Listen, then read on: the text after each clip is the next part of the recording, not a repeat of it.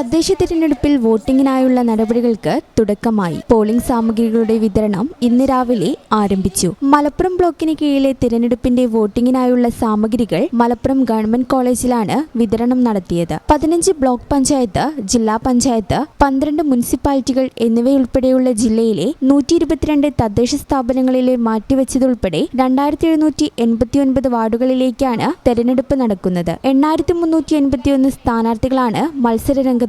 തെരഞ്ഞെടുപ്പിനായി 4343 polling സ്റ്റേഷനുകളാണ് ജില്ലയിൽ സജ്ജമാക്കിയിട്ടുള്ളത്. ഗ്രാമപഞ്ചായത്ത് തലത്തിൽ 3777 മുനിസിപ്പാലിറ്റിയിൽ 566 ബൂത്തുകളുണ്ട്. 203 ലൊക്കേഷനുകളിലായി 295 ബൂത്തുകളിൽ വെബ്കാസ്റ്റിംഗ് ഏർപ്പെടുത്തിയിട്ടുണ്ട്. 277 സെൻസിറ്റീവ്, 18 ഹൈപ്പർ സെൻസിറ്റീവ് ബൂത്തുകളിലാണിത്. പൂർണ്ണമായും വോട്ടിംഗ് യന്ത്രങ്ങൾ ഉപയോഗിച്ചാണ് വോട്ടെടുപ്പ്. 15260 ബാലറ്റ് യൂണിറ്റുകളും 5600 കൺട്രോൾ യൂണിറ്റുമാണ് ജില്ലയിൽ ഉപയോഗിക്കുന്നത്. ഗ്രാമപഞ്ചായത്ത് തലത്തിൽ 14490 ബാലറ്റ് യൂണിറ്റുകളും 4830 കൺട്രോൾ യൂണിറ്റുകളും, മുനിസിപ്പാലിറ്റിയിൽ 770 വീതം കൺട്രോൾ ബാലറ്റ് യൂണിറ്റുകളും ഉപയോഗിക്കും. നഗരസഭയിൽ 1 ഗ്രാമപഞ്ചായത്തുകളിൽ 3 ബാലറ്റ് യൂണിറ്റുകളാണ് ഉപയോഗിക്കുന്നത്.